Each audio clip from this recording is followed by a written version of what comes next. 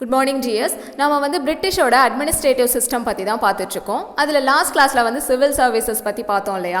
இன்றைக்கி நாம் army and police பற்றி பார்க்கலாம். ஸோ ஃபர்ஸ்ட் வந்து army. The army was the second important pillar of British administration in India. So பிரிட்டிஷோட அட்மினிஸ்ட்ரேஷனில் அவங்க வந்து செகண்டரியாக எதுக்கு வந்து இம்பார்ட்டன்ஸ் கொடுத்துருக்காங்க அப்படின்னு பார்த்தீங்கன்னா ஆர்மி தான். The East India Company started recruiting its own army which came to be known as Sepoy Army. East India Company என்ன பண்ணாங்க அப்படின்னா அவங்களே வந்து ஓனாக ஒரு ஆர்மி வந்து கிரியேட் பண்ணாங்க. இதை வந்து சிப்பாய் ஆர்மி அப்படின்னு சொல்கிறாங்க. சிப்பாய் அப்படின்னா வந்து soldiers. That sepoy army was train and discipline according to European military standard and was commanded by European officers in the battle field. Army அப்படின்னு சொன்னாலே இப்போ வரைக்கும் வந்து டிசிப்ளின் தான் நமக்கு ஞாபகம் வரும் இல்லையா? ஸோ அவங்களும் வந்து ஒரு டிசிப்ளின் ஆர்மி வந்து ஆர்கனைஸ் பண்ணியிருக்காங்க. இதோட ஹெட் ஆஃபீஸர்ஸ் யார் அப்படின்னு பார்த்தீங்கன்னா யூரோப்பியன் ஆஃபீஸர்ஸ் தான். During the early stage of British rule 3 separate armies had been organized in 3 presidencies of Bengal, Bombay and Madras. இந்த மாதிரி ஒரு ஆர்மி ஸ்டார்ட் பண்ணலாம் அப்படிங்கிறப்போ அவங்க வந்து ஃபர்ஸ்ட் வந்து எங்கெங்கே இந்த ஆர்மிஸ் எல்லாம் ஸ்டார்ட் பண்ணாங்க அப்படின்னு பார்த்தீங்கன்னா பெங்கால், பாம்பே அண்ட் மெட்ராஸ் இந்த பிளேசஸில் தான் வந்து ஸ்டார்ட் பண்ணியிருக்காங்க. Army had a great contribution in the establishment and expansion of British rule in India. பிரிட்டிஷோட ரூலை வந்து இன்னும் இந்தியாவில் ஸ்ட்ரென்தன் பண்ணுறதுக்கு அவங்களுக்கு ஒரு ஸ்ட்ராங் பில்லராக இருந்தது எது அப்படின்னு பார்த்தீங்கன்னா ஆர்மி தான். Indian soldiers were given less salaries and allowance than English soldiers. அவங்களோட ஆர்மியில் பார்த்தீங்கன்னா பிரிட்டிஷ் சோல்ஜர்ஸும் இருக்காங்க, தென் இந்தியன் சோல்ஜர்ஸும் இருக்காங்க. ஆனால் இந்தியன் சோல்ஜர்ஸ்க்கு வந்து ரொம்ப கம்மியான சேலரி தான் அவங்க கொடுத்துருக்காங்க. In 1857, the Indian constituted about 86% of the total strength of company's army.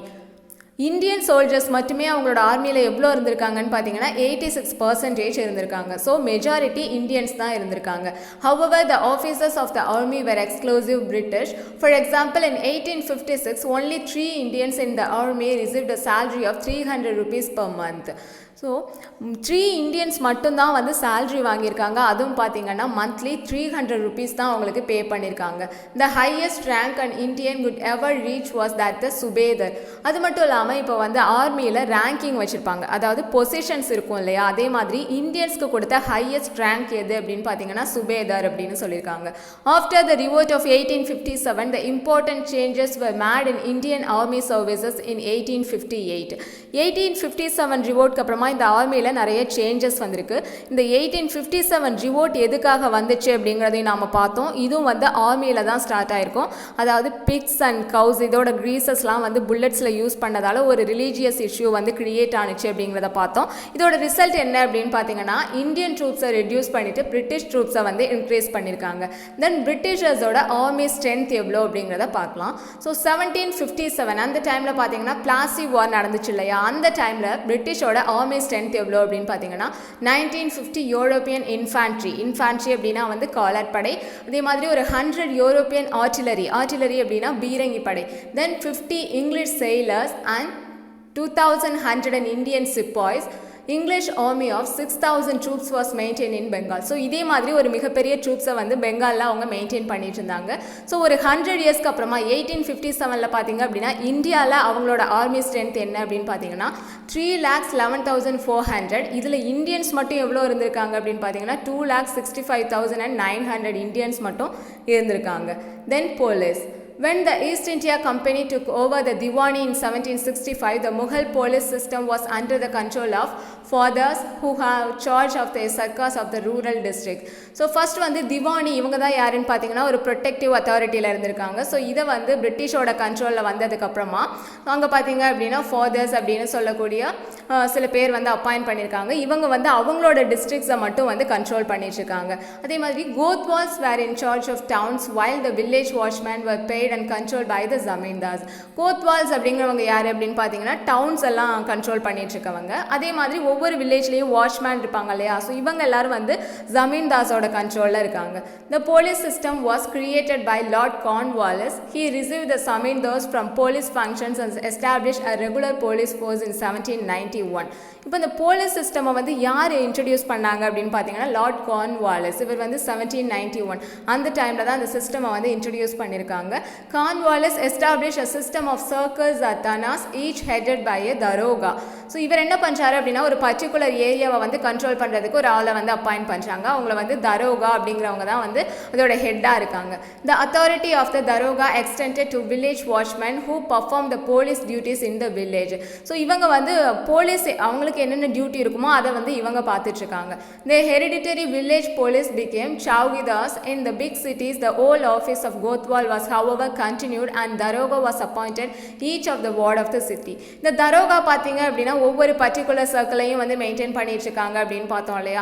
So சிட்டியில் இருக்க ஒவ்வொரு வார்டும் வந்து இவங்களோட கண்ட்ரோலில் தான் இருக்குது. The daroga system was extended to Madras in 1802. அதே மாதிரி இதை வந்து மெட்ராஸ் வரைக்கும் எக்ஸ்டெண்ட் பண்ணியிருக்காங்க 1802. Before the post of district superintendent of police was created all the thanas were under the general supervision of the district judge. அதுக்கப்புறமா இந்த தனாஸ் எல்லாருமே வந்து சூப்பரிண்டென்டென்ட் இன்ட்ரடியூஸ் பண்ணதுக்கப்புறமா டிஸ்ட்ரிக்ட் ஜட்ஜோட கண்ட்ரோலில் வந்துட்டாங்க. இன் 1808 a superintendent of police was appointed for each division. அதுக்கப்புறம் பார்த்தீங்க அப்படின்னா ஒவ்வொரு டிவிஷனுக்கும் ஒரு சூப்பரிண்டென்டென்ட் ஆஃப் போலீஸ் வந்து அப்பாயிண்ட் பண்ணியிருக்காங்க. Later the district collector was entrusted with the task of controlling the police force in the district. அதுக்கப்புறமா இந்த போலீஸ் ஃபோர்ஸ் எல்லாம் கண்ட்ரோல் பண்ணுறதுக்கு ஒவ்வொரு டிஸ்ட்ரிக்ட்லையும் ஒரு டிஸ்ட்ரிக்ட் கலெக்டரையும் வந்து அப்பாயிண்ட் பண்ணியிருக்காங்க. The main task of the police was to handle crime to prevent conspiracy against the British rule. So இவங்களோட main duty என்ன அப்படின்னு பார்த்தீங்க அப்படின்னா அங்கே கிரைம் எதுவும் நடக்காமல் பார்த்துக்கணும். ஸோ கான்ஸ்பிரசி எதுவும் வந்து பிரிட்டிஷ் ரூலுக்கு அகைன்ஸ்டாக நடக்காமல் பார்த்துக்கணும். இதுதான் வந்து அவங்களோட டாஸ்காக இருந்துச்சு. தென் judicial system. In 1772, the dual government was abolished and the company took over the district responsibility for the collection of revenue as well as the administration justice. Dual government system வந்து abolish பண்ணதுக்கு அப்புறமா அந்த east India Company என்ன பண்ணாங்க அப்படின்னா so revenue collect பண்ணுறது தென் administration maintain பண்ணுறது இதெல்லாம் வந்து அவங்களோட ஒர்க் ஆயிடுச்சு. Consequently Diwani Adalat and Faujdari Adalat were establish. அதே மாதிரி பார்த்தீங்கன்னா திவானி அதாலத் அண்ட் ஃபதாரி அதாலத் இவங்களெல்லாம் வந்து எஸ்டாப்ளிஷ் பண்ணியிருக்காங்க.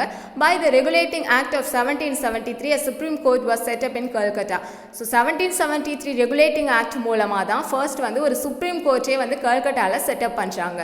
This court consisted of chief justice and 3 person judges who were appointed by the crown.